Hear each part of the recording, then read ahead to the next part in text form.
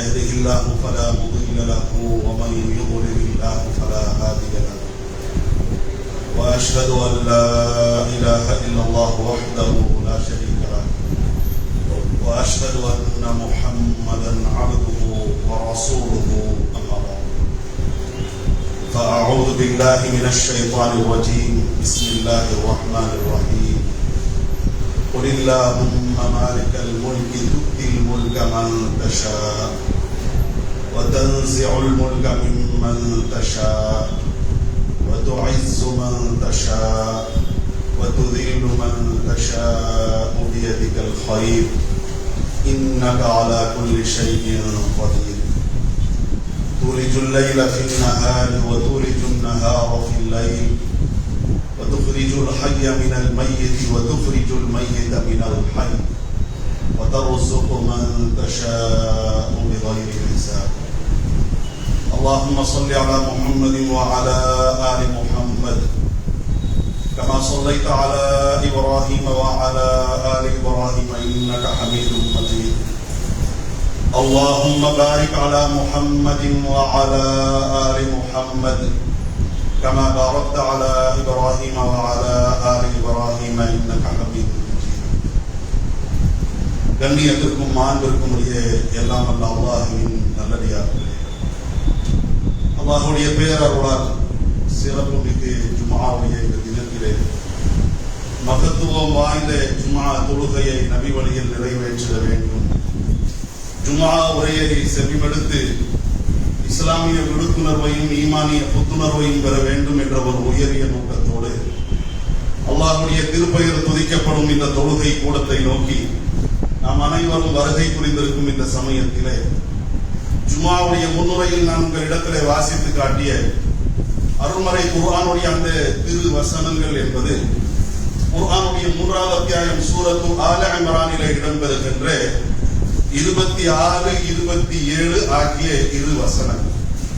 அல்லாஹ் ரப்பல் ஆலமீன் அந்த இரு வசனங்கள் வாயிலாக அல்லாஹ்விடத்துல பிரார்த்திக்குமாறு நமக்கு சொல்லுகின்றார். ஒரு விஷயத்தை அல்லாஹ்விடத்துல நாம் பிரார்த்திக்க வேண்டும் என்று சொன்னா எந்த அளவிற்கு டபுள் மடங்கு அதை பற்றியான நம்பிக்கை நம்மிடத்துல ஆழமாக இருக்க வேண்டும். அந்த மாதிரியான ஆழமான நம்பிக்கையோடு அல்லாஹ்வுடைய அந்த வார்த்தைகள் நமக்கு புலப்படுத்தக்கூடியதாக இருக்கிறது. அல்லாஹ் சொல்கிறான், புல் தூதரே சொல்லுங்கள். யாரை பார்த்து அல்லாஹ் சொல்லுகிறானோ அவர்கள் ஆன்மீக தலைவராகவும் இருந்தார்கள், ஆட்சி தலைவராகவும் இருந்தார்கள். அந்த தூதரை பார்த்து, அந்த நபியை பார்த்து அல்லாஹ் சொல்றான், புல் தூதரே சொல்லுங்கள். என்ன சொல்லுங்க? அல்லாஹும்ம இறைவா, மாலிகல் முல்க் அரசாட்சியின் அதிபதியே, துஹ்தில் முல்க மன் தஷா, நீ யாருக்கு நாடுகிறாயோ விரும்புகிறாயோ அவர்களுக்கு நீ அரசாட்சியை வழங்குகிறாய். வதன்சிஉல் முல்க மிம்மன் தஷா, யாரிடத்தில் இருந்து நீ நாடுகிறாயோ விரும்புகிறாயோ அவர்களிடத்தில் இருந்து ஆட்சி அதிகாரத்தை அரசாட்சியை நீ பறித்து விடுகின்றாய். வதுஇஸ்ஸு மன் தஷா, யாருக்கு நீ நாடுகிறாயோ கண்ணியத்தை வழங்குகிறாய். வதுஇல்லு மன் தஷா, நீ யாருக்கு நாடுகிறாயோ விரும்புகிறாயோ அவர்களுக்கு இழிவை தருகிறாய். பியதிகல் கைர், நன்மை உன் கரத்திலே இருக்கிறது. நன்மை மக்களுடைய கரங்களிலே இல்லை. நன்மை என்பது நீங்களாய் ஏற்படுத்திக் கொண்ட சட்ட திட்டங்களுக்குள்ள இல்லை. நன்மை எங்கே இருக்கிறது? இறைவா உன் கரத்திலே இருக்கிறது என்று அல்லாஹ்விடத்தில் நீங்க பிரார்த்தனை செய்ய வேண்டும். பியதிகல் கைர் இன்னக அலா குல்லி ஷைஇன் கதீர், நன்மைகளை தன் கரத்திலே கொண்ட நீ எப்படிப்பட்டவன்?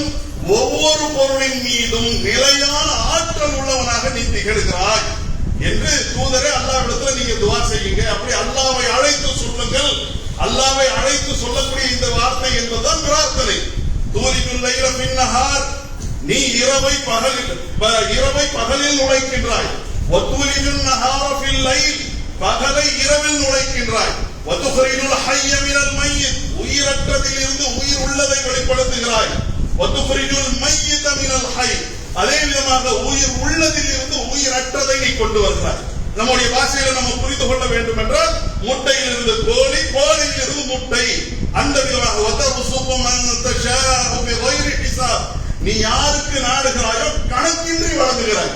கணக்கோடு வழங்குபவனும் நீதான், கணக்கின்றி வழங்குபவனும் நீதான் என்று தூதரே அல்லாஹ்வை அழைத்து நீங்கள் சொல்லுங்கள்.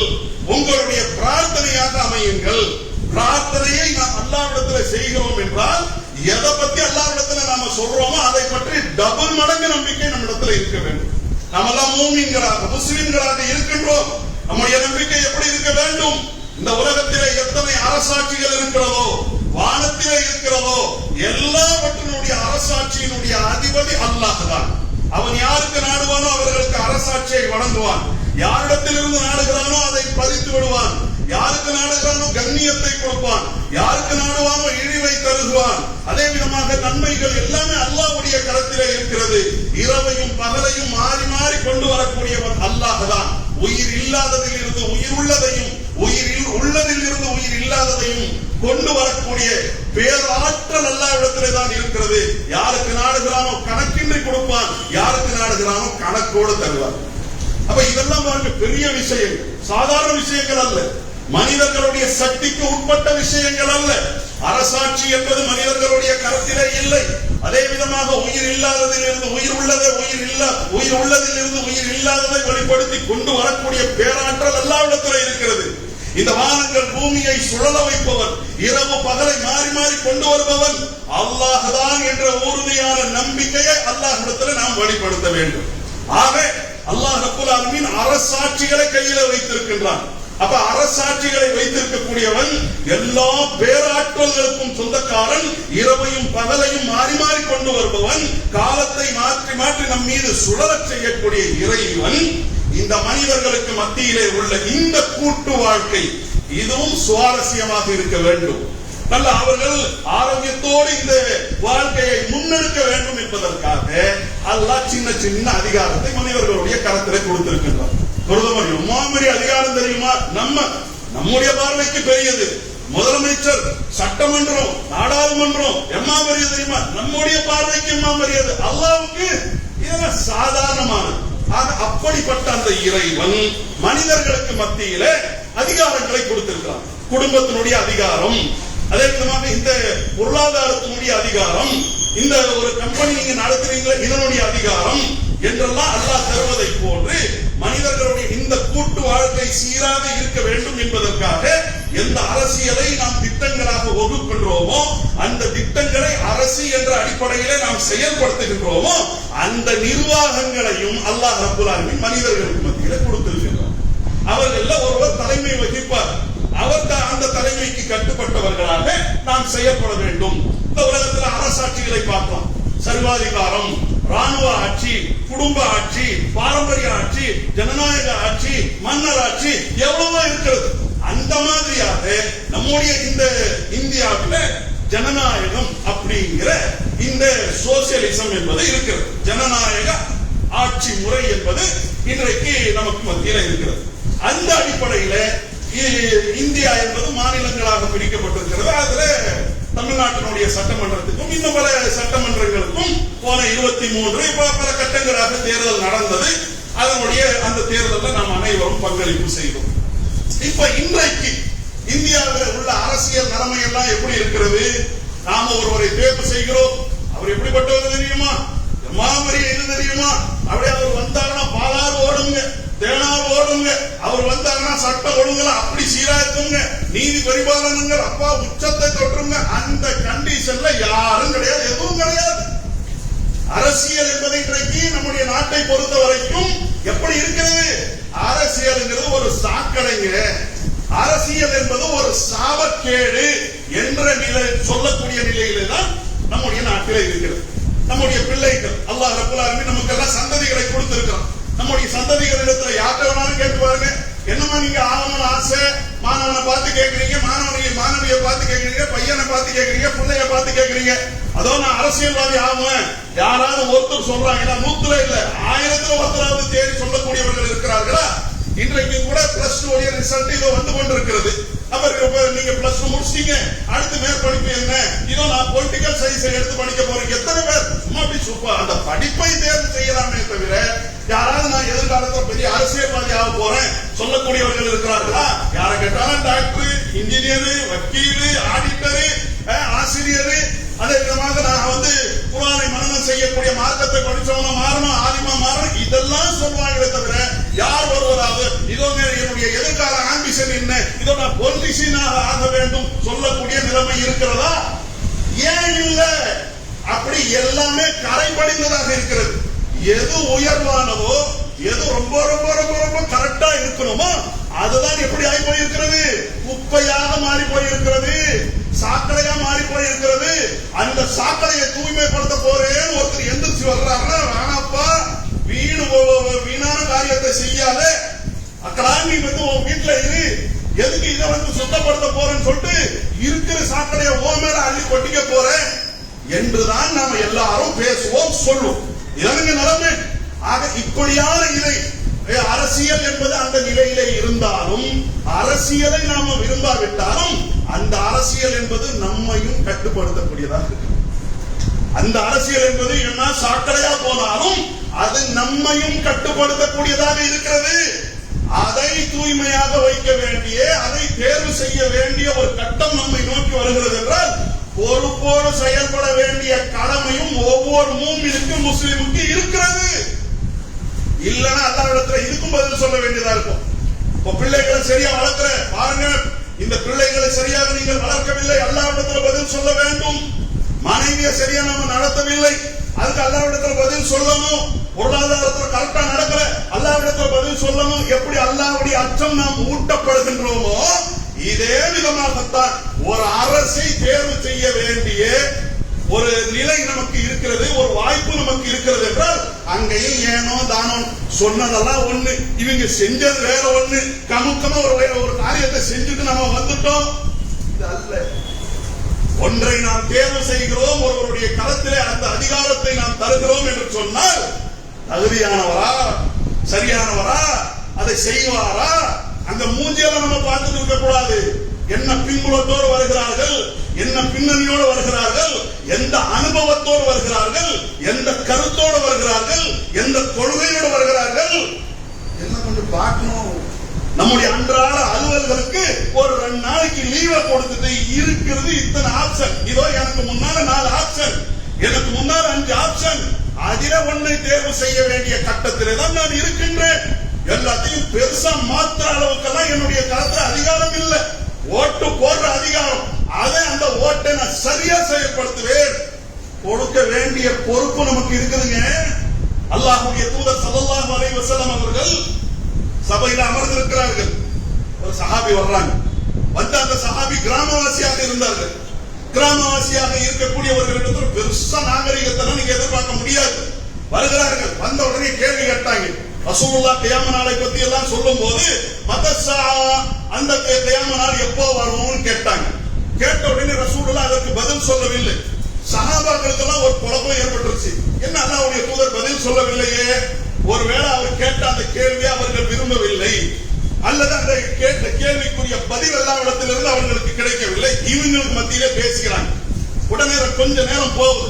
நபிகள் நாயகம் ஸல்லல்லாஹு அலைஹி வஸல்லம் அவர்கள் அதோ அந்த கியாம நாள் எப்போது என்று கேட்டார்களே, உங்களிலே யார் அவர் கேட்டவர் யார் என்று கேட்ட உடனே அந்த சஹாபி எதிர்த்து சொல்றாங்க, அந்த கிராமவாசி எதிர்த்து சொல்றாங்க, அல்லாஹ்வுடைய தூதரை நான் தான் கேட்டேன். அப்படியா? கியாம நாளுடைய அடையாளம், கியாம நாள் எப்போ வரும் அல்லாஹ்வுக்கு தெரியும். ஆனால் அதனுடைய அடையாளத்தை உங்களுக்கு நான் சொல்லிக் கொடுக்க முடியும். அந்த அடையாளத்தை வச்சு நீங்க உங்களை சுதாரிக்க வேண்டும், உங்களை சரிப்படுத்த வேண்டும். என்ன அடையாளம்? எப்பொழுது அமானிதங்கள் பாழ்படுத்தப்படுகிறதோ, அமானிதம்னா மற்றவனுடைய பொருள் என் கைக்கு வருது, நான் பாழ்படுத்திட்டேனா, பாருங்கள். எப்பொழுது அமானிதங்கள் பாழ்படுத்தப்படுகிறதோ அப்பொழுது கியாம நாளை எதிர்பாருங்கள். கியாம நாளுக்கு ரொம்ப பக்கத்துல நீங்க இருக்கிறீங்க, உங்களை நீங்க சுதாரியுங்கள் என்று ரசூலுல்லாஹ் சொன்ன உடனே சஹாபாக்கள் வந்து கேட்கிறாங்க, கைஃப இலாஹத்துஹா யா ரசூலல்லாஹ், அல்லாஹ்வுடைய தூதரே அமானிதங்கள் பாழ்படுத்தப்படுவது அப்படின்னு நீங்க சொல்றீங்களே, அமானிதங்கள் பாழ்படுத்தப்படுவதுன்னா என்ன? நமக்கு கொஞ்சம் விளக்கமாவே சொல்லிருங்க, புரியும்படியாக சொல்லுங்கள். அல்லாஹ்வுடைய தூதர் ஸல்லல்லாஹு அலைஹி வஸல்லம் அவர்கள் புரியும்படியாக சொன்னார்கள். ஸஹீஹுல் புகாரில ஹதீஸை நீங்கள் பார்க்கலாம். இதா உஸ்ஸிதல் அம்ரு இலா கைரி அஹ்லிஹி ஃபல்ததிரிஸ் ஸாஅ, எப்பொழுது தகுதியற்றவர்களுடைய கரங்களிலே நிர்வாகங்கள் ஒப்படைக்கப்படுகிறதோ அங்க நீங்க கியாம நாளை எதிர்பாருங்கள். உடனே இவர் தகுதி இல்லைன்னா அவர் மட்டும் பெரிய தகுதியா, இவர் மட்டும் பெரிய தகுதியா? இப்ப இப்போ ஒருத்தரை பார்த்து நான் சொல்றேன், நாங்க இவர் தகுதி இல்லாதவர்கள், சரிங்க நீங்க யார் ஆதரிக்கிறீர்கள் அவர்கள் தகுதியானவர்களா அப்படின்னு கேட்கிறோம் பாருங்க. யாருக்கு என்ன தகுதி சம்பந்தப்பட்டவர் அறிகிறார்கள், அல்லாஹ் அறிகிறார். ஏன்னா அரசாட்சியினுடைய அதிபதி அவன், யாருடைய கருத்துல வேணாலும் அல்லாஹ் கொடுப்பான். ஆனால் இங்க தேர்வு செய்யக்கூடிய உரிமை என்பது நம்முடைய கருத்துல கொடுக்கப்பட்டிருக்கிறது. அது நம்முடைய ரைட்ஸ், நம்முடைய உரிமை, நம்முடைய அதிகாரம். அதனால நம்ம சொல்றோம் ஓட்டுங்கிறது நம்முடைய உரிமை, நம்முடைய அதிகாரம், ஒரு விரல் புரட்சி அப்படிங்கறத நம்ம சொல்றோம் இல்லையா? அப்படி தேர்வு செய்யக்கூடிய அதிகாரம், உரிமை, ஒரு அரசாட்சி, ஒரு அரசியல் சாசனம் நம்முடைய கருத்துல ஒப்படைக்கிறது என்று சொன்னா எவ்வளவு கவனத்தோடு இருக்கும். நபிகள் நாயகம் ஸல்லல்லாஹு அலைஹி வஸல்லம் அவர்கள் தகுதியற்றவர்களுடைய கரங்கள்ல எப்பொழுது நிர்வாகங்கள் ஒப்படைக்கப்படுகிறதோ அல்லாஹ் எப்ப கொடுக்கறானோன்னு சொல்லல. நல்ல கவனிங்க, இதா உஸ்ஸிதல் அம்ரு இலா கைரி அஹ்லிஹி, நிர்வாகங்கள் எப்ப தகுதியற்றவர்களுடைய கரங்களிலே ஒப்படைக்கப்படுகிறதோ, ஒப்படைப்பவர்கள் அல்லாஹ்வே கொடுக்கிறதும் இருக்கிறது, நாம தேர்வு செய்வதும் இருக்கிறது. இப்ப நாம தேர்வு செய்யக்கூடிய இடத்துல தப்பு செஞ்சிட்டோம், அங்க ஒரு தப்பு நடக்கிறது என்றால் நாளைக்கு மறுமையில அல்லாஹ் நம்மையும் விசாரிக்கும். ஓட்டுங்கிற அதிகாரம் உங்க கையில இருந்துச்சு, இப்படி பாற்படுத்திட்டீங்க. இது ஏதோ ஒரு பொழுதுபோக்கு மாதிரி நீ நினைச்சிட்டிய, அது ஏதோ கூட்டத்தோட கூட்டமா போற மாதிரி நீ நினைச்சிட்டிய. அங்க போய் நீ ஆட்டு மந்தையா மாறிட்டியடா. நீ எதுவுமே பார்க்கல, என்ன நடக்குதுன்னு பார்க்கல. அப்படிங்கிற அல்லாஹ் நாளைக்கு கேட்டால் என்ன பதில் சொல்வோம்? இன்றைக்கு அதை பொழுதுபோக்காக கருதி கடந்து செல்லக்கூடிய ஒரு நிலையை நாம் பார்க்கிறோம். அந்த அடிப்படையில யாருக்கு தகுதி இல்லை அல்லாஹ் அறிந்தவர். அதே விதமாக எல்லா காட்சிகள் நமக்கு முன்னால விரிந்திருக்கிறது. ஒரு 10 வருஷம் 20 வருஷத்துக்கு முன்னாலும் சிலதை மூடி மறைக்கலாம். இன்னைக்கு எல்லாமே வெட்ட வெளிச்சமான காலகட்டத்தில் நாம் இருக்கின்றோம். அப்ப அந்த மாதிரியான இந்த நிலையில தமிழக சட்டமன்றத்திற்கு தேர்தல் நடந்தது. நாம எல்லாரும் ஓட்டு போட்டோம். எதுக்காக? சாதகமானவர்கள் நமக்கு வந்துடணும் அப்படிங்கிறதுக்காக. அந்த நிலையில இல்லையே நம்ம ஓட்டு வாக்களித்தோம். எதுக்காக? பாதகமானவன் வந்துடக்கூடாது, மகா கெட்டவன் எவனும் வந்துடக்கூடாது, அவன் கைக்கு ஆட்சி அதிகாரம் போயிடக்கூடாது, எல்லாம் நிர்மூலம் ஆகிடக்கூடாது என்பதற்காக நமக்கு சாதகம் இல்லை, நமக்கு பாதகத்தை ஏற்படுத்தாதவர்களை நாம் அனைவரும் தேர்வு செய்வோம். அதுல வேணா நம்ம மாறி ஏதோ ஒன்று செஞ்சிருக்கலாம், சரிங்களா? அப்ப அந்த அடிப்படையில கடந்த 4ஆம் தேதி திங்கட்கிழமை ஓட்டுகள்லாம் எண்ணப்பட்டது. எத்தனையோ கருத்து கணிப்புகள், ஏசியன்கள், எத்தனையோ இதுகள், அனுமானங்கள் எல்லாத்தையும் பொய்யாக்கிட்டு ஆட்சி அதிகாரத்தில் ஏற்கனவே இருந்தவங்க தான் தொடருவாங்க அப்படின்னு எல்லாம் சொன்னாங்க. நம்ம தோத்து போயிட்டோமே, அவங்களே ஆச்சரியப்பட்டு நிற்கிற அளவுக்கு, சம்பந்தப்பட்டவர்களே ஆச்சரியப்பட்டு நிற்கக்கூடிய அளவிற்கு, அதிர்ச்சி அடையக்கூடிய அளவிற்கு நிலைமை. அதற்கடுத்து ஒரு கட்சிக்கு பாத்தீங்கன்னா எங்கேயோ தூக்கி வாரி கொடுத்துருக்காங்க. அது அவங்களாலேயே நம்ப முடியாது, அப்படின்னு கேட்கிற அளவுக்கு இப்ப இருக்கிறா இல்லையா? இதெல்லாம் பட்டவர்த்தனமானது. 108ங்கிற நம்பர்ல ஒரு, அதற்கு அடுத்து 73ங்கிற அந்த எண்ணிக்கையில், அந்த 73ல ஒரு 5 பேர் அவங்க போயிட்டாங்க, சொல்லாம அவங்க போயிட்டாங்க. அப்ப அந்த 73ல ஒரு 5 குறைஞ்சிச்சுன்னா எவ்வளவுங்க? 73ல எவ்வளவு? 68 ஒருத்தருடைய கையில 5 ஒண்ணு இருக்குது, 108 ஒண்ணு இருக்குது, 108 பிளஸ் ஒரு 5 சேர்த்துக்கங்க. அந்த மாதிரி அதற்கு அடுத்து ஒரு 68 ஒண்ணு, அதுக்கு அடுத்து 53 ஒண்ணு. இப்போ என்ன ஆகி போச்சுன்னா யாருக்கும் பெரும்பான்மை இல்லை. நீனா நானா போனவங்களுக்கெல்லாம் கை கூடவில்லை. இப்ப எப்படி நிலைமை பேசுற அளவுக்கு நம்ம நாட்டில் இருக்கலாம். 12 மணி நிலவரத்தின்படி எப்படி பேச ஆகி போச்சு? 12 மணி நிலவரத்தின்படி 2 பேர் எதிர்கட்சியாக இருந்தவர்கள், அதாவது பாம்பும் கீரியுமாக இருந்தவர்கள் 2 பேரும் சேர்ந்துகிட்டு ஆட்சி அமைக்க போறாங்களாங்க அப்படின்னு பேசுற அளவிற்கு இன்றைக்கு நிலைமை இருப்பதை நாம பார்க்கிறோம். அப்ப இந்த மாதிரியான இந்த நிலையில இப்ப இந்த குழப்பங்களுக்கு என்ன காரணம் அப்படின்னா, பல பேரிடத்துல கேட்கும் போது யாரு தெரியாத நம்முடைய சிறுவர்கள், இப்பதான் ஓட்டு கிடைச்சிருக்குமே அவர்கள், மகளிர், பெண்கள் எல்லாரும் மாற்றத்துக்காக தான் செஞ்சோம். எதுக்காக? எங்க இப்படி பண்ணீங்க? ஒரு குழப்பமான நிலை வந்துருச்சுங்க, யாருக்குமே கிடைக்கலைங்க, யாரும் ஸ்திரத்தன்மையோட ஆட்சியை நடத்த முடியாத பயந்துகிட்டே இருக்கிற மாதிரி தானே இருக்குது. இப்பவும் ஒருத்தர் நான் போறேன், நான் முதலமைச்சர் சொல்லிக்கிட்டு இருக்கிறாப்ல, புரியுதுங்களா? ஒரு நீண்ட கால அனுபவம் உள்ளவர் தான். அப்ப சொல்லிக்கிட்டு இருக்கிறாரு, அவரே கூட ஸ்திரத்தன்மையோட நடத்த முடியுமா? இல்ல. போன அங்க மேல இடத்துக்கு போகும்போது இங்க வந்தா அண்ணே உங்களுக்கு எல்லாம் நான் செயல்படுவேன், அந்த ஸ்திரத்தன்மை இல்லை. இந்த 4 கால் கொண்ட அந்த சேர்ல அவர் அமர்கிறார் என்றால் ஒவ்வொருத்தருடைய கையில ஒவ்வொரு கால் இருக்கு. எவன் எப்படி முறுக்குவான்னு தெரியாது. அப்ப ஸ்திரத்தன்மை இல்லை. அதே விதமா நாம யாருக்கு ஒருத்தருக்கு இப்ப புதுசா ஒருத்தர் வந்திருக்கிறாரு, அவருக்கு ஓட்ட போட்டு அவர் என்னமோ திரையில நடந்துச்சு பாருங்க, ஒரே ஒரு மொத்த ஹீரோ தான். அப்ப 1008 வில்லன்களை அடிச்சு துவச்சு காய போட்டு இவருக்கு எப்படியோ ஒரே பாட்டுல ஆட்சியை மாத்திட்டாரு, ஒரே பாட்டுல ஏழையா இருந்தவர் பணத்தாரா மாறிட்டார். அதெல்லாம் திரையில நடக்கும், கற்பனையில நடக்கும், ரீல்ல நடக்கும். ரியல்ல நடக்குமா? நிஜத்துல நடக்குமா? நிஜத்துல ஹீரோவையும் முன்கிற எத்தனை வில்லன்கள் இருக்கிறார்கள் கவனிக்க வேண்டும். அப்ப இந்த மாதிரியான அவர்கள் புதியவர்களாக இருக்கிறார்கள். போய் சட்டமன்றத்தில் என்ன பண்ணுவாங்க, ஏதோ பேச வரலன்னா ஏதாவது எட்டு தப்பா பண்ணிடுவாங்களோ அப்படிங்கிற அச்சம் ஓட்டு போட்டவங்களுக்கே இருக்கிறது. சரிங்களா? பெரிய அனுபவம் இல்லாதவர்களாக இருக்கிறார்கள். இதெல்லாம் தியாமனாருடைய அடையாளமாக நம்ம பார்க்கிறோம். யார் ஒருவரை நல்லா தெரிஞ்சுக்கங்க, இவருக்கு தகுதி இல்லைங்க, அவருக்கு தகுதி இருக்குதுங்க நான் சொல்லவே வரல. எல்லாமே பாத்தீங்கன்னா குறை உள்ளதாக இருக்கிறது. எல்லாமே அதோ பாருங்க, நபிகள் நாயகத்தை மாதிரி காட்டுற மாதிரி இல்ல, அபூபக்கர் மாதிரி பாருங்க, உமர் மாதிரி பாருங்க, யார் மாதிரி காட்டுற நிலையில யாருமே இல்லைங்க. எல்லாமே கரை படித்தவர்களாக இருக்கிறார்கள், எல்லாமே கெட்ட சிந்தனை உள்ளவர்களாக இருக்கிறார்கள், வகுப்புவாத சிந்தனை உள்ளவர்கள் பல பேர் இருக்கிறார்கள். இந்த மாதிரியான இந்த குழப்பங்களுக்கு மத்தியில ஏதோ இருக்கிறது, நல்லதாப்பா போயிட்டு இருக்குது, சரி அவர்களையே தொடர விட்டுருவோமே நினைக்காம இதோ மாத்தமா போட போறேன்னு சொல்லிட்டு இங்க ஒண்ணுக்கு போட போறேன்னு சொல்லி மாத்தி இன்னொன்னு போட்டு காமத்தமா வந்து உட்கார்ந்தாச்சு. இப்ப இத்தனை குழப்பங்கள் இங்க நடந்து கொண்டிருக்கிறது அல்லவா? இப்ப ஏங்க என்னங்க பண்ணீங்க கேட்டா, இன்றைக்கு இளைஞர்கள் பேசுகிறார், மகளிர் பேசுகிறார், பெரிய அரசியலை பத்தி இன்றைய நிலவரங்களை பத்தி தெரியாதவர்கள் மாற்றம் என்ன மாற்றம்? ஒரு பேரை மட்டும் மாத்திட்டீங்கன்னா எல்லாம் மாறிடுமா? பேர் இருந்துச்சுங்க, மு.க. ஸ்டாலின் பேர் இருந்துச்சு, அந்த பேருடைய இடத்துல இன்னொன்னு மாத்திட்டீங்க. நான் சும்மா பேர் சொல்றேன், உதாரணம், ஏதோ தப்பா எடுத்துக்காதீங்க, சரிங்களா? அப்ப ஒரு பேரை நீங்க மாத்திட்டீங்க, ஒரு கட்சியை நீங்க மாத்தி விட்டீர்கள், ஒரு காட்சியை நீங்க மாத்தி விட்டீர்கள்.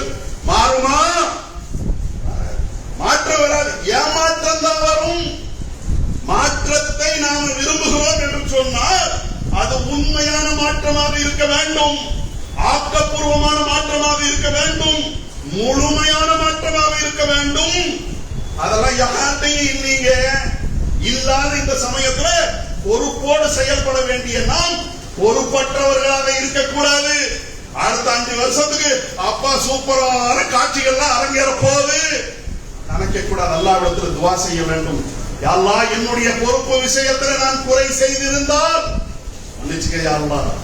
நல்லவர்களுடைய கரங்களில் அதிகாரத்தை கொடு.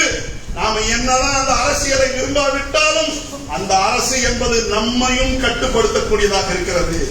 என்னதான் திரையுலகத்தில் இருந்து ஒரு நபர் வருகிறார், அதை அது எப்படி ஏத்துக்க முடியாது என்று என் உள்ளம் சொன்னாலும் அவர்கள் அந்த அதிகாரத்திற்கு வருகிறார்கள், ஒரு கையெழுத்து போடுறாங்கன்னா அந்த கையெழுத்து என்பது என்னையும் தான் கட்டுப்படுத்தும் என்ற அடிப்படையில் அல்லாஹ்விடத்தில் துஆ செய்யணும்.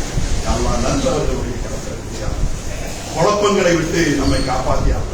ஏற்கனவே பல பாதிப்புகள்ல நாம் இருக்கிறோம். ஸ்திரம் இல்லாத ஒரு அரசு இருக்கும் என்று சொன்னால் அது நமக்கு இன்னும் பெரிய பாதிப்பை கொடுத்துவிடும். இன்றைக்கு ஆக்டோபஸ் கரங்கள், இந்த மதவாதிகளுடைய கரங்கள் என்பது இந்தியா முழுவதும் அப்படியே தன்னுடைய கொடூர கரங்களை கொண்டு, ஆக்டோபஸ் கரங்களை கொண்டு கட்டுப்படுத்தக்கூடியதாக இருக்கிறது.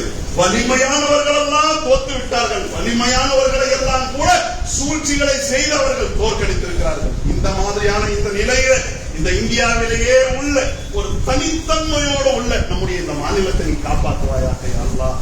இந்த சிந்தனையை நீ காப்பாற்றுவாயாக யா அல்லாஹ். மதவாதத்துக்கு இங்க இடம் கொடுக்கிறாங்க யா அல்லாஹ்.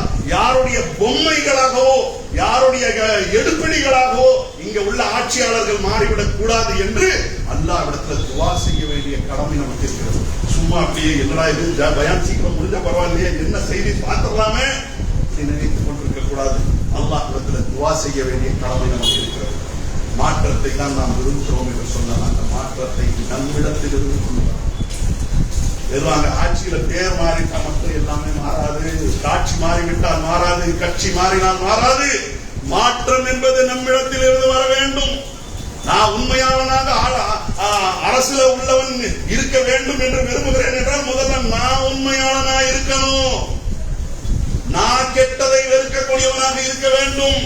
என்னிடத்துல நேர்மை வர வேண்டும், என்னிடத்துல நாணயம் வர வேண்டும், என்னிடத்துல நல்லது வர வேண்டும்.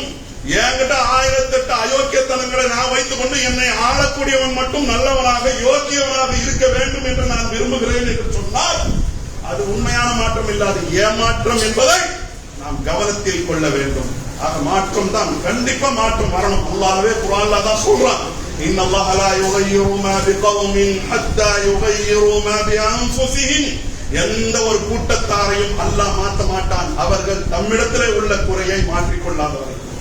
அப்ப நம்மிடத்திலே என்ன குறை இருக்கிறது, முதல்ல நாம மாற வேண்டும். நாம எந்த அளவுக்கு மாற வேண்டும் என்று சொன்னா, அப்பா இவங்களை நம்ம ஏமாத்த முடியாது, இவங்கள்ட்ட நம்ம லஞ்சம் வாங்க முடியாது, இவங்களுடைய பணத்தை நாம ஊழல் செய்ய முடியாது, இவங்களுடைய அதிகாரத்தை நான் துஷ்பிரயோகம் செய்ய முடியாது, இவங்களுக்கு கொடுத்த அந்த வாக்குறுதிக்கு நான் துரோகம் செய்ய முடியாதுங்கிற பயம் நம்மை ஆளக்கூடியவர்களுடைய உள்ளத்துக்கு ஆழமா வர வேண்டும் என்று சொன்ன முதல்ல மாற்றம் நம்மிடத்துல வர வேண்டும். அந்த மாற்றம் நம்மிடத்துல இல்லைங்கிறது அவங்க கண்டுபிடிச்சு வச்சிருக்கிற காரணத்தினால்தான் ஓட்டுக்கே காசு கொடுக்குறான். ஓட்டுக்கு அவன் ஏன் காசு கொடுக்குறான், நாமளும் ஏன் வாங்கிடுறோம் என்று சொன்னா, எப்பா நான் கரை படிந்தவன் தான், இதுல இந்த குற்றத்துல ஒன்னையும் பங்காளியா ஆக்குறேன். அப்ப பங்காளியா நம்ம ஆயிட்டு எப்படி நன்மையை எதிர்பார்க்கலாம்? வினையை விதைத்தவன் வினையை அறுப்பான், திணையை விதைத்தவன் தானே திணையை அறுப்பான். திணையை நாம விதைத்திருந்தா திணை நமக்கு கிடைக்கும். நம்ம இருக்கிறத எல்லாமே வினையை விதைத்திருக்கிறோம் என்று சொன்னால் எப்படி நமக்கு நல்லது கிடைத்து விடும் என்பதை நாம் கவனத்தில் கொள்ள வேண்டும். மாற்றம் வர வேண்டும், அதுக்காக தாங்க ஓட்டு போட்ட நல்ல விஷயம். ஆனால் அந்த மாற்றம் என்பது எப்படிப்பட்ட மாற்றம், எதற்கான மாற்றம், இதை நாம கவனத்தில் கொள்ள வேண்டும். கொள்ளாம செஞ்சிட்டோம்னா ஏதாவது தப்பு நடக்குதுன்னா அதுல நாமும் தான் பொறுப்பார், அதுல நம்மையும் தான் அல்லாஹ் ரப்பல் ஆலமீன் குற்றம் பிடிப்பான் என்பதை கவனத்தில் கொள்ள வேண்டும். அதுதான் இஸ்லாம் நமக்கு தெளிவா ஒழுங்குமுறைகளை சொல்கிறது. இஸ்லாம் அரசியலை சொல்லுகிறது. எப்படி சொல்லுது, தனியா ஒரு டிபார்ட்மெண்டா வச்செல்லாம் சொல்லல, 4 5 10 11 வைத்து நமக்கு சொல்கிறது. ஏகத்துவத்தோடு, தூதுத்துவத்தோடு, மறுமை நம்பிக்கையோடு, ஒழுங்குமையோடு சேர்த்து சொல்லுகிறது. அதோ பாருங்க, தாவூத் அலைஹிஸ்ஸலாம் எவ்வளவு பெரிய மன்னராக இருந்தார்கள். மன்னராக இருந்தும் எனக்கு அடிமையாக அவர்கள் இருந்தார்கள். அதோ சுலைமான் அலைஹிஸ்ஸலாமை பாருங்கள், யூசுப் அலைஹிஸ்ஸலாமை பாருங்கள், பெரிய ஒரு சுயாட்சி கொடுக்கப்பட்டவர்களாக அவர்கள் இருந்தார்கள். ஒரு மன்னருக்கு கீழே சுயாட்சி வழங்கப்பட்டவர்களாக அவர்கள் இருந்தார்கள். எப்படி இருந்தாங்க கொஞ்சம் பாருங்க. யூசுப் அலைஹிஸ்ஸலாமை, சுலைமான் அலைஹிஸ்ஸலாமை பாருங்க, தாவூத் அலைஹிஸ்ஸலாமை பாருங்க, உங்களுடைய தூதர் நபிகள் நாயகம் ஸல்லல்லாஹு அலைஹி வஸல்லம் அவர்களை பாருங்கள். அப்ப இவங்க எல்லாம் எப்படி நடத்துனாங்க? இந்த பொறுப்பு என்பது அமானியம். இது எனக்கு சொந்தமானது இல்லை, அல்லாஹ்வுக்கு சொந்தமானது. அல்லாஹ்வுக்கு சொந்தமானதை என் கரத்தில் அல்லாஹ் கொடுத்திருக்கின்றான். அதனாலதான் நபிகள் நாயகம் ஸல்லல்லாஹு அலைஹி வஸல்லம் அவர்கள் இந்த அதிகாரங்களை பற்றி எப்படி சொன்னாங்க? லா தஸ்அலில் இமாரத, நீங்கள் அதிகாரங்களை கேட்காதீங்க. எனக்கு போடு நான் வருவேன் அப்படின்னு கேட்காதீங்க. கேட்காமையே உங்களுடைய தகுதிகளை பார்த்து, உங்களுடைய தாளதரங்களை பார்த்து, உங்களிடத்தில் உள்ள சிறப்பை பார்த்து உங்களுக்கு மக்களா வழங்குவார்கள் என்று சொன்னால், சம்பந்தப்பட்டவர்கள் கொடுப்பார்கள் என்று சொன்னால், அப்ப ஏத்துக்கங்க. அல்லாஹ் ரப்பல் ஆலமீன் உங்களுக்கு உதவி செய்வார். உங்களுடைய எல்லா காரியங்களையும் லேசுபடுத்துவான். அதே விதமாக நீங்கள் கேட்டு ஒன்றை பெறுகிறீர்கள், இதை எனக்கு கொடுங்க, என்னை முதலமைச்சராக்குங்க, என்னை அமைச்சராக்குங்க, என்னை இந்த பதவிக்கு போடுங்க என்று நீங்கள் கேட்பீர்கள். கேட்டு உங்களுக்கு கொடுக்கப்படும் என்றால் அல்லாஹ் அந்த பொறுப்பை உங்கள் மீது சாட்டி விடுவார். அதனுடைய எல்லா சுமைகளையும் நீங்கள் சுமக்க வேண்டியதாக இருக்கும் என்று அல்லாஹ்வுடைய தூதர் ஸல்லல்லாஹு அலைஹி வஸல்லம் சொன்னார்கள். எவ்வளவு நம்ம வணக்கம். இது சாதாரண கடந்து போற விஷயம் அல்ல. இந்த அதிகாரங்கள் சின்னதோ பெரியதோ அம்மானிடம் அல்லாஹ் கொடுத்தது. அல்லாஹ் விசாரிப்பான். குல்லுக்கும் ராயின், உங்கள உள்ள ஒவ்வொருவரும் பொறுப்பாளர்கள். உங்களுடைய பொறுப்பை பற்றி நீங்கள் விசாரிக்கப்படுவீர்கள். ஆட்சியாளர்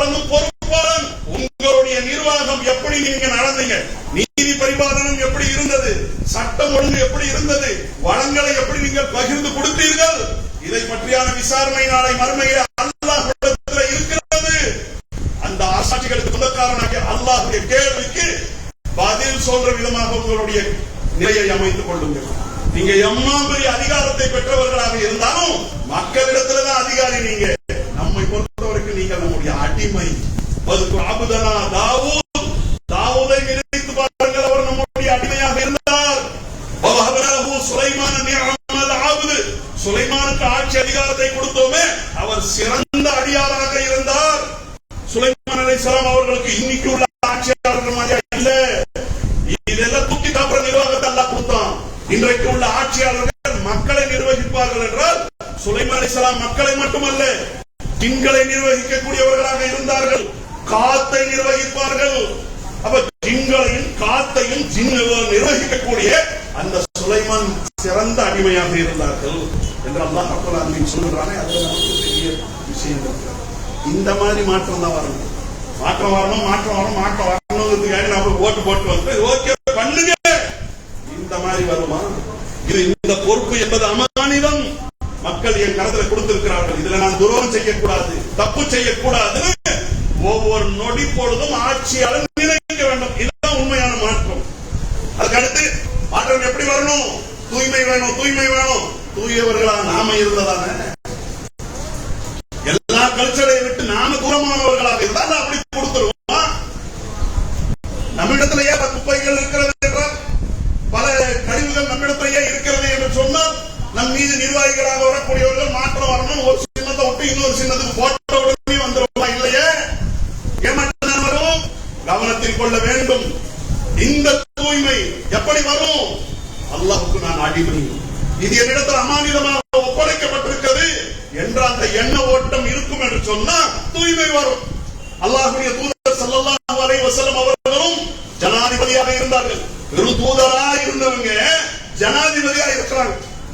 அப்ப ரெண்டையும் நீங்க கொஞ்சம் கவனிச்சு பாருங்க. டைம் முடியுது, இருந்தாலும் ஒரு நிமிடங்கள்ல உங்களுக்கு நான் புரிய வைக்க விரும்புகின்றேன். ஆட்சி அதிகாரம் அதை விட பெரியதான ஆன்மீக தலைவர். இன்றைக்கு நம்ம நாட்டில் நீங்க பார்க்கலாம், யாரெல்லாம் ஆட்சி அதிகாரிகளாக இருக்கிறார்களோ, ஜனாதிபதியாக இருக்கிறார், பிரதமராக இருக்கிறார், முதலமைச்சராக இருக்கிறார், ஆளுநராக இருக்கிறார் என்று சொன்னா அவர்களை எல்லாம் தன்னுடைய காலடிக்கு கீழே உட்கார வைக்கக்கூடிய ஒரு நிலையில தான் பல ஆன்மீக தலைவர்கள் இருக்கிறார். ஆன்மீக தலைவர்கள் இருக்கிறது, அவர்கள் பிரதமரை கட்டுப்படுறாங்க. ஆன்மீக தலைவர்கள், சாமியார்கள் பல பேர் இருக்கிறாங்க. அப்ப அந்த ஆன்மீக தலைவர்களாக இருக்கிறார்களே, அவர்களுடைய காலுக்கு கீழே பிரதமர் உட்கார்றார், ஜனாதிபதி உட்கார்றார் என்று சொன்னா ஆன்மீக தலைமைங்கிறது ரொம்ப பெரியது. கேள்வி கேட்க முடியாது. ஒருத்தர் நீங்க தேர்வு செய்தீர்கள், அவனை வந்து நிர்வாகத்தில் நீங்கள் அமர்த்துகிறீர்கள், கேள்வி கேட்க வழக்கு தொடரலாம். ஆனா ஆன்மீக தலைவர் என்றால் இன்னைக்கு நமக்கு அருகாமையில எத்தனையோ பேர் இருக்கிறாங்க, பக்கத்துல கோயம்புத்தூர்ல இருக்கிறாங்க. எல்லாம் பலாயிரக்கணக்கான கோடிகளான சொத்துக்கள், இதுகள் எத்தனையோ வரம்புகள். யாராவது கேட்கிறானா விதிவிலக்கா நினைக்கிறான். எப்ப யார் வேணாலும் கேட்டலாம், அவங்கள கேட்க முடியாது. அப்ப அந்த மாதிரி ரெண்டு விஷயம் அல்லாஹ்வுடைய தூதர் இடத்துல இருந்தது. ஆன்மீக தலைவராக இருந்தார்கள், அவங்க நபி வழிகாட்டி. அதே விதமாக மதீனாவுக்கு போன பிறகு ஆட்சி தலைவர். அப்படி ரெண்டு அதிகாரம் கையில இருந்தது. மௌத்தா போறாங்க, எவ்வளவு தூய்மை பாருங்க. இந்த மாதிரி சரித்திரத்தில் ஒண்ணு எடுத்துக்காட்டுகிறாங்க. அல்லாஹ்வுடைய தூதர் ஸல்லல்லாஹு அலைஹி வஸல்லம் அவர்கள் மரணிக்கிறார்கள். துவஃபிய ரசூலுல்லாஹி ஸல்லல்லாஹு அலைஹி வஸல்லம், அல்லாஹ்வுடைய தூதர் அவர்கள் மரணிக்கிறார்கள். மரணிக்கக்கூடிய அந்த தருவாயிலே நாம 30 மரக்கால் 30 சா கோதுமையை ஒரு யூதனிடத்திலே தன்னுடைய இரும்பு கவச ஆடை, தங்கம் இல்ல, வெள்ளி இல்ல, இரும்பு என்ன பெரிய மதிப்பா? அப்படி இரும்பு கவச ஆடையை அடகு வைத்தவர்களாக அதை மீட்காத நிலையில மௌத்தா போயிட்டாங்க. அம்மா பெரிய விஷயம், சாதாரணமானது. ஒரு ஜனாதிபதி, இந்தியா துணை கண்டம், அந்த மாதிரி இந்தியா துணை கண்டம் என்கிற பெரிய நிலப்பரப்பினுடைய அதிபராக இருந்தாங்க. மௌத்தா போறாங்க. எப்படி இருந்தாங்க ஆரம்பத்துல? அல்லாஹ்வே குர்ஆன்ல சொல்றான், "ஓ வஜதக ஆயிலம் ஃபஅகுனா." தூதரே, நீங்க நபி ஆவறதுக்கு முந்தி ஏழையா இருந்தீங்க, உங்களுடைய பெற்றோர்களை இழந்தவர்களாக இருந்தீங்க. நாம தான் உங்களை தன்னிறைவு பெற்றவர்களாக ஆக்கினோம், கனியாக ஆக்கினோம். உங்களுக்கு ஆதாரம் வேணுமா? மதீனாவில் உள்ள மஸ்ஜிது நபவி யாருடைய சொத்து, யாருடைய ப்ராப்பர்ட்டி? கவர்மெண்ட் இல்லைங்க, அல்லாஹ்வுடைய தூதருடைய தனிப்பட்ட ப்ராப்பர்ட்டி. இருக்கிறது. அவர்கள் தங்களுடைய சொந்த காசுல வாங்கிய இடத்தை தான் மக்களுக்கு வக்ஃப் செய்து விட்டார்கள். சொந்த காசுல உழைச்சி ஆட்ட மேய்ச்சி வாங்குறாங்க பாருங்க, வியாபாரங்களை செஞ்சாங்க ரசூல் ஆகிறதுக்கு முந்தி. அந்த காசுல வாங்குற அந்த இடம் தான், அதுலதான் பள்ளிவாசல் கட்டப்பட்டிருக்கிறது. இந்த மாதிரி ஒரு ஆட்சி தலைவரை காட்டுங்க. அப்ப நபிகள் நாயகம் ஸல்லல்லாஹு அலைஹி வஸல்லம் அவர்கள் அவ்வளவு பெரிய பணக்காரர்களாக இருந்தாங்க. இன்னொரு ஆதாரத்தையும் உங்களுக்கு சொல்றேன். அல்லாஹ்வுடைய தூதர் ஸல்லல்லாஹு அலைஹி வஸல்லம் அவர்களுடைய காலத்துல ஒரு தோழர் மரணித்து விட்டார் என்றால் அவருடைய ஜனாஸா கொண்டு வரப்படும். ரசூலுல்லாஹ் கேட்பாங்க, இவர் மீது கடன் இருக்கிறதா? கடன் இல்லைன்னா தொலை வச்சிருவாங்க. கடன் இருக்கிறது என்றால் கடனை அடைக்கக்கூடிய அளவிற்கு ஏதாவது விட்டு சென்று இருக்கிறார்களா? ஆமா, அல்லாஹ்வுடைய தூதரை விட்டுட்டு போயிருக்கிறாங்க, இவ்வளவு சொத்து பத்து இருக்குன்னா தொலை வச்சிருவாங்க, அதை வச்சு கடனை அடைச்சிருங்க. இல்லை என்றால் யாராவது இந்த இவருடைய கடனுக்கு பொறுப்பேற்றுக் கொள்கிறீர்களா? யாரும் ஏற்றுக்கொள்ளவில்லை என்றால் ஸல்லு அலா ஸாஹிபிக்கும், உங்களுடைய தோழருக்கு நீங்க தொலை வைத்துக் கொள்ளுங்கள் ரசூலுல்லாஹ் போயிடுவாங்க. ரசூலுல்லாஹ் தொலை வைக்க மாட்டாங்க. இது எப்ப?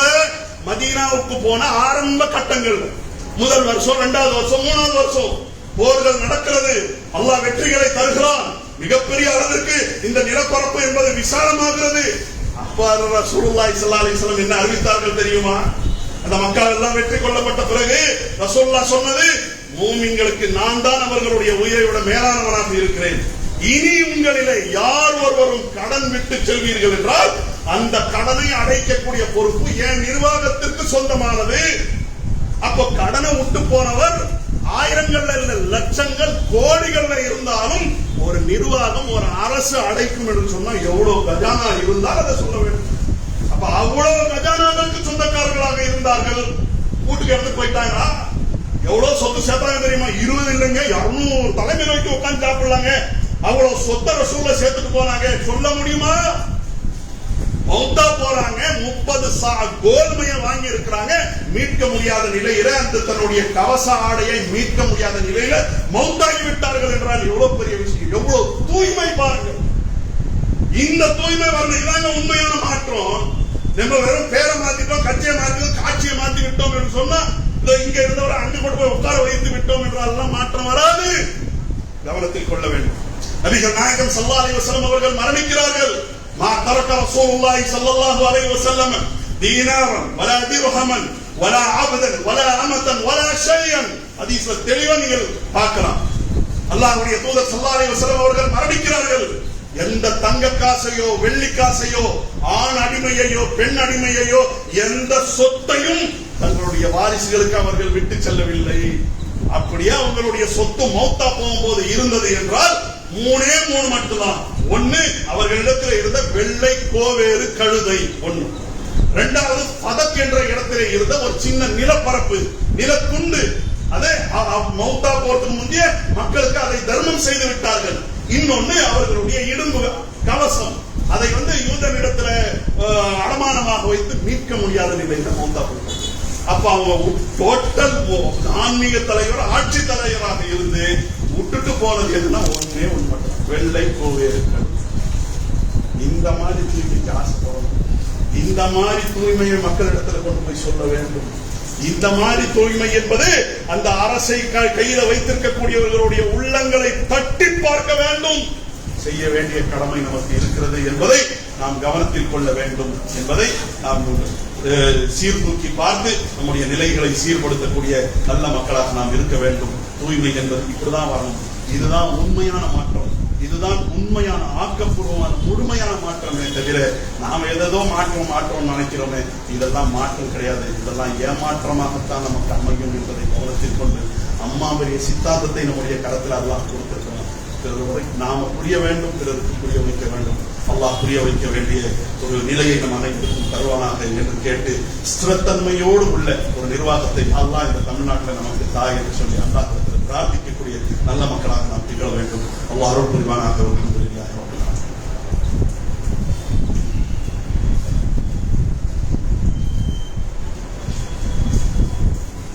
அல்ஹம்துலில்லாஹி வஹ்தஹு வஸ்ஸலாத்து வஸ்ஸலாமு அலா மன் லா நபிய்ய கண்ணியத்துக்கும் வாழ்வுக்கும் எல்லாம் நம்ம அல்லாஹ்வை அதிகமாக அஞ்சிக் கொள்ள வேண்டும். அல்லாஹ்வை அதிகமாக அஞ்சிக் கொள்ள வேண்டும் என்பதை சொல்வதற்காகத்தான் இந்த ஹஜ் நம் மீது கடமையாக்கப்படுகிறது. ஹஜ்ஜை செய்வதற்கு நம்முடைய பகுதியிலிருந்து பல பேர் போயிருக்கிறார்கள். அந்த ஹஜ்ஜுடைய நோக்கம் என்ன? இறையச்சம். அதே விதமாக குர்பானி நம் மீது கடமையாக்கப்படுகிறது. அந்த குர்பானியுடைய நோக்கம் என்ன? அந்த இறையச்சம்.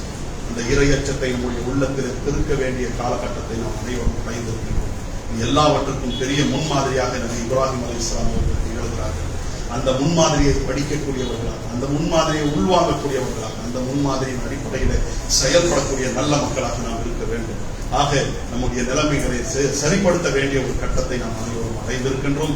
துல்காய்தாவுடைய பாதியை கடந்து துல்ஹஜ்ஜாவை நோக்கி நாம் அனைவரும் விரையக்கூடியவர்களாக இருக்கிறோம் என்று சொன்னால் நன்மையின் பால் நம்முடைய அந்த கவனங்களை செலுத்த வேண்டும். நன்மையின் பால் ஈடுபாடு கொண்டு நன்மை செய்யக்கூடிய நல்ல மக்களாக இருக்க வேண்டும். அதே விதமாக இன்றைக்கு பள்ளிக்கூடங்கள், கல்லூரிகளுக்கு விடுமுறைகள் இருக்கிறது. அப்ப அந்த விடுமுறையான அந்த காலகட்டங்களில் நம்முடைய சந்ததிகள், நம்முடைய பிள்ளைகள், நமக்கு பிறந்தவர்கள் நம்மோடு இருக்கிறார்கள். அவர்களை வளர்க்க வேண்டிய கடமை நமக்கு இருக்கிறது. அவர்களை வளர்க்காத காரணத்தினால்தான் இன்றைக்கு யார் யாருக்கோ ரசிகர்களாக மாறிக்கொண்டிருக்கிறார்கள். எத்தனையோ ஏமாற்றங்களை மாற்றங்கள் என்று கருதக்கூடிய ஒரு அவலத்தை நாம் பார்த்துக் கொண்டிருக்கிறோம். அந்த மாற்றத்தை எங்க போய் தேடுறீர்கள்? இன்றைக்கு நிதர்சனமான ரியாலிட்டி கொண்ட இந்த உலகத்திலே தேடவில்லை. அவர்கள் திரையில தேடிக்கொண்டிருக்கிறார்கள். திரையில உள்ளவர்கள், இதோ திரையில நடித்தவர்கள், திரை பிரபலங்கள் எல்லாத்தையும் நமக்கு கொடுத்துருவாங்க, அப்படியே எல்லாம் மாறி போயிடும், பாலாறு தேனாறு ஓடிடும் என்ற ஒரு கற்பனையான உலகத்தில் இருக்கிறார்களே, அவர்களுக்கு புரிய வைக்க வேண்டிய கடமை இருக்கிறது என்ற கவனத்தில் கொண்டு நம்முடைய சந்ததிகளை வளர்க்கக்கூடியவர்களாக இருக்கிறோம். வளர்ப்பது என்றால் வெறும் உணவு ஊட்டுவது, உடையை கொடுப்பது, அதே விதமாக அவங்களுக்கு இருப்பிடத்தை வசதிகளை செய்து கொடுப்பது மட்டுமல்ல, அவர்களுக்கு வாழ்வியலை சொல்லிக் கொடுக்க வேண்டிய கடமை நமக்கு இருக்கிறது. அந்த வாழ்வியல் அடிப்படையில நாம் நடக்க வேண்டும். அந்த வாழ்வியலை எடுத்து சொல்ல வேண்டும். அந்த வாழ்வியல் எங்க இருக்கிறது? குர்ஆனிலே இருக்கிறது. அந்த வாழ்வியல் எங்க இருக்கிறது? அல்லாஹ்வுடைய தூதருடைய போதனைகள் இருக்கிறது. அதை போதிக்கக்கூடியவர்களாக அதை நாமும் கடைபிடித்து நம்முடைய சந்ததிகளையும் சிறப்பு மிக்க சுகமான சந்ததிகளாக மாற்ற வேண்டிய கடமை நமக்கு இருக்கிறது. இந்த கடமை உணர்வை உணர்ந்து செயல்படக்கூடிய நல்ல மக்களாக அல்லாஹ் நம்மை ஆக்கியது புரிவாராக. அல்ஹம்துலில்லாஹி ரப்பில் ஆலமீன். வஸ்ஸலாமு அலைக்கும் வரஹ்மத்துல்லாஹி வபரகாத்துஹு.